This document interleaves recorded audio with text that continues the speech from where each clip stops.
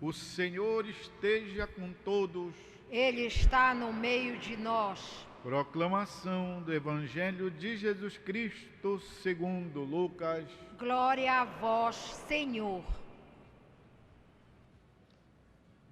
Naquele tempo, o tetrarca Herodes ouviu falar de tudo o que estava acontecendo e ficou perplexo, porque alguns diziam que João Batista tinha ressuscitado dos mortos. Outros diziam que Elias tinha aparecido, outros ainda que um dos antigos profetas tinham ressuscitado. Então Herodes disse: eu mandei degolar João. Quem é esse homem sobre quem ouço falar essas coisas? E procurava ver Jesus. É palavra da salvação. Glória a vós, Senhor. Queridos irmãos e irmãs, a palavra de Deus é maravilhosa. Ela é o fundamento de tudo, o fundamento do universo, o fundamento do mundo, o fundamento de tudo que existe. A palavra de Deus está na base. É ela que formou, é ela que sustenta. O prólogo da carta de São João, do Evangelho de São João, fala que no princípio era o Verbo, a palavra. A palavra era Deus, a palavra estava com Deus, e tudo foi feito por meio dela, de modo que nada do que existe foi feito sem ela. E esta palavra, a palavra é algo volátil, não é? É som articulado, é voz, barulho de boca. A voz é isso, é som oral, som vocal. Ela se encarnou, ela se fez gente, ela se concretizou na pessoa de Jesus Cristo. Ele é o Verbo encarnado, portanto, a palavra que se fez, algo concreto. A palavra que é um som, o som ninguém vê, mas ela se fez homem em Jesus Cristo. Por isso a palavra, ainda hoje, a palavra de Deus, esta que se concretizou e permanece para nós disponível na Escritura, ela deve continuar sendo o fundamento de tudo, da nossa existência, da nossa fé. Se não existisse a palavra, tudo cairia em pó, tudo viraria poeira. Nada do que existe subsistiria sem a palavra de Deus. Deus é maravilhoso. E Ele vai nos dando, aos poucos, o conhecimento do conteúdo desta palavra, do ensinamento de Jesus Cristo, que ainda hoje se verifica na concretude da nossa existência. É muito bonito quando a gente ouve o testemunho de irmãos, de irmãs, que até no passado fizeram coisas graves, pecados, cabeludos, tiveram uma conduta de vida pouco agradável aos olhos de Deus, e que hoje reconhecem e dizem: isto fiz quando eu não conhecia a palavra, mas hoje eu tenho a palavra. Fui dar uma notícia desgostosa a um pai de algo que havia acontecido com sua filha.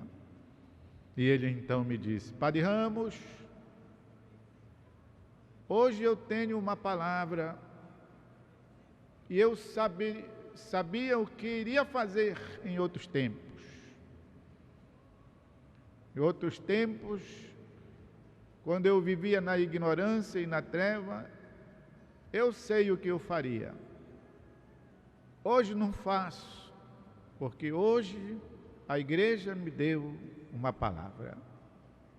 A palavra, o fundamento da nossa existência, para nós então vivermos e acolhermos Deus em nós.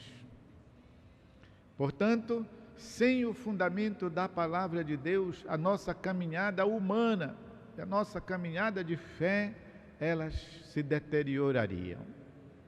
E esse testemunho vem assim por causa de outros tempos em que vivíamos nas trevas, na ignorância, mas hoje, tendo recebido da igreja uma palavra, a palavra de Deus, nós sabemos como portar-nos.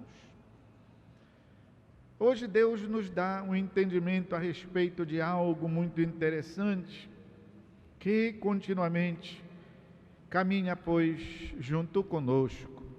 Primeira leitura nos fala, pois, da vaidade. É uma sabedoria. Vaidade das vaidades, tudo é vaidade. Que proveito o homem tira do trabalho e de todo o cansaço debaixo do sol? Uma geração passa, outra lhe sucede e a terra permanece a mesma. O sol se levanta, o sol se deita, apressando-se em voltar ao seu lugar, depois torna a levantar-se, vai para o sul, para o norte, para cá, para lá, vai soprando o vento e tudo permanece como era. Vaidade, tudo é vaidade. E como é penoso para o homem explicar porque ele se cansa tanto, de modo que então nós podemos concluir que Deus vai nos dando a consciência das coisas que verdadeiramente valem a pena. E é a maturidade, é o passar dos anos, é a velhice. Quando a gente tem a sorte, que vai nos fazendo concluir isso. Saber distinguir, discernir entre as coisas que de fato valem a pena e aquelas que não valem. Então, também a maturidade nos faz entender, puxa, gastei tanto tempo, tanta energia, tanto dinheiro com estas coisas ou com aquelas, porque agora já são passadas, graças a Deus, que de fato não somaram, não acrescentaram nada de durável para a nossa existência. É isso, meus irmãos e irmãs, quando Deus é misericordioso e nos damos conta em tempo, porque pode acontecer que a gente ainda envelheça na ilusão, achando que de fato aquelas coisas têm valor quando elas não têm. Poder então amadurecer, quem sabe até nos arrepender e quem sabe até dizer, tá bom, foi bom àquela altura, mas hoje não satisfaria mais o meu coração. Pedir perdão a Deus, se porventura fizemos mal às pessoas, agradecer a Deus se aquilo serviu para o nosso crescimento, cada coisa no seu lugar e no seu tempo.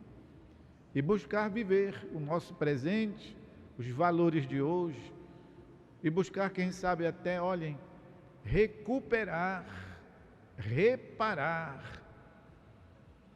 Reparar aqui não quer dizer olhar, tomar de conta, mas quer dizer quase que a gente pedir desculpas e refazer aquilo que porventura não foi legal. Reparar quer dizer quase que substituir, colocar no lugar, para que o hoje então possa ser regenerado, recuperado, para que esta existência possa ser salva. E aqui até nós podemos entender o sentido do ano da misericórdia, que tantos irmãos e irmãs, graças a Deus, têm tirado proveito. Depois da Santa Confissão, perguntam: agora eu posso passar pela Porta Santa? Porque entenderam o sentido desta reparação de erros passados, de pecados acontecidos, quem sabe até de mortes, coisas assim de fato graves. Mas tudo num tempo em que éramos ignorantes. Hoje queremos a vida, o amor, a verdade, o que de fato vale. Hoje queremos experimentar a misericórdia do Pai. Essa palavra, então, tirada do livro do Eclesiastes, nos fala profundamente ao coração. Outra palavra no Evangelho nos fala sobre o comportamento do tetrarca Herodes. A linhagem herodiana era de estirpe sanguinária. Haviam feito horrores nesta família, a tal ponto que um deles mandou matar a própria mãe. E eles faziam isso, matavam, davam um fim em quem ameaçava tirar os lugares, especialmente poder. Não esqueçam, foi Herodes quem mandou matar as crianças de Belém, de 2 anos para baixo, para estar seguro. O menino Jesus devia ter no máximo uns 3 para 6 meses, para não ter dúvida, matem todos de 2 anos para baixo. Que nós celebramos na época do Natal, na festa dos Santos Inocentes. Por esse Herodes, vocês tiram um fino de como era então esta estirpe. Mas o evangelista São Lucas, que é o evangelista da misericórdia de Jesus, ele procura mostrar um aspecto, como dizer, positivo na vida desse homem, Herodes. Qual é?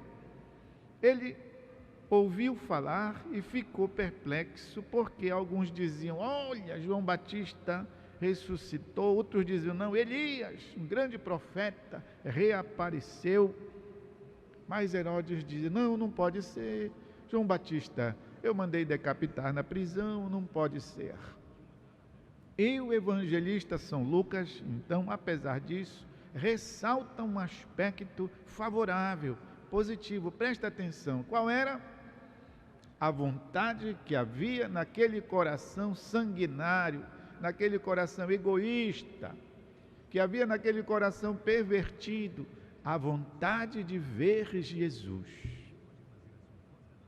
a vontade de chegar perto de Deus, a vontade de estar em comunhão com Ele, a vontade de acolher. Qual foi o grande problema, meus irmãos e irmãs? Não passou disso. Isto é, ele não deu passos concretos, ele não fez por onde, diríamos nós. Definitivamente, não passou daquela vontade, não teve a vontade, não deu iniciativas para então tomar uma decisão. E aqui nós podemos refletir quantas vezes nós nos entusiasmamos pelo Cristo, pela sua doutrina, pela sua palavra. Até mesmo em outros tempos, nos tempos das rebeldias juvenis dos anos 60, 70, se apresentava o Cristo, porque ele era o homem da paz, o homem da solidariedade.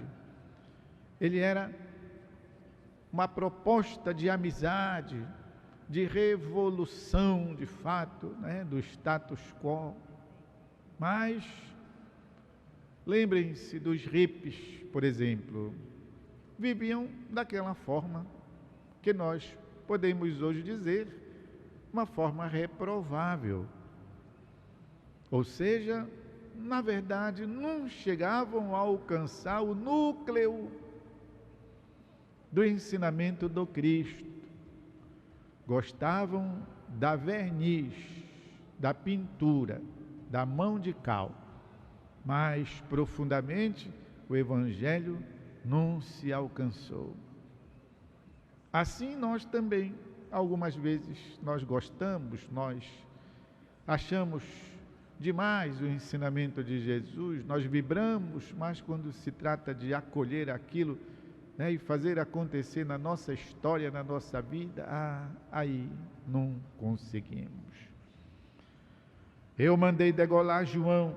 Quem é esse homem sobre quem ouço falar essas coisas maravilhosas?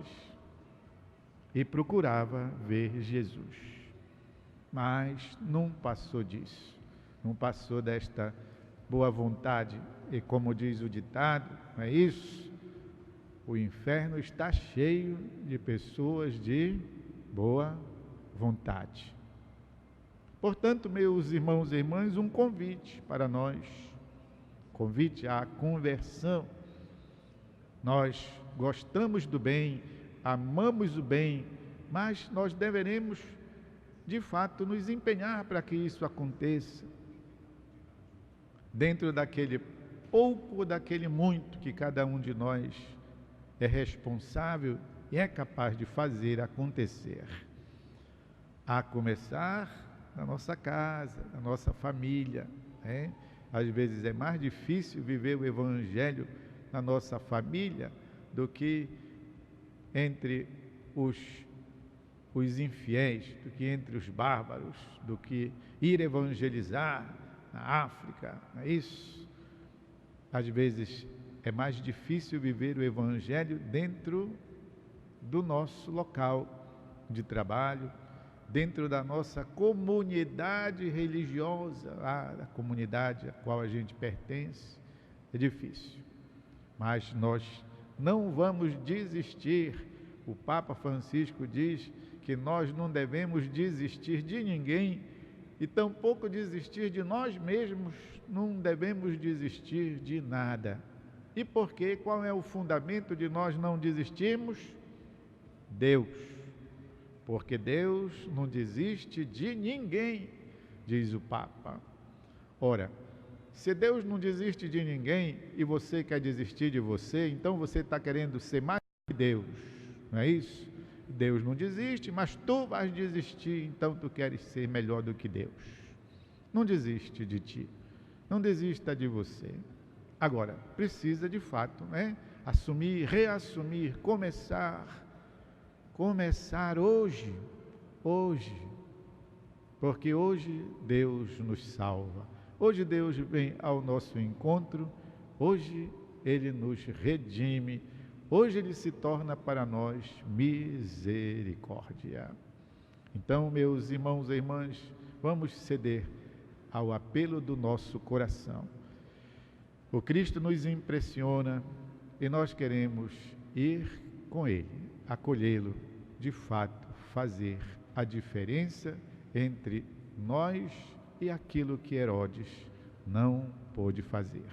Com a graça de Deus, nós faremos isso. Eu agora quero dar um instante de silêncio. A nossa igreja está aqui lotada. Se cada um de nós colher um pouco dessa palavra e levar no coração, frutificará na vida.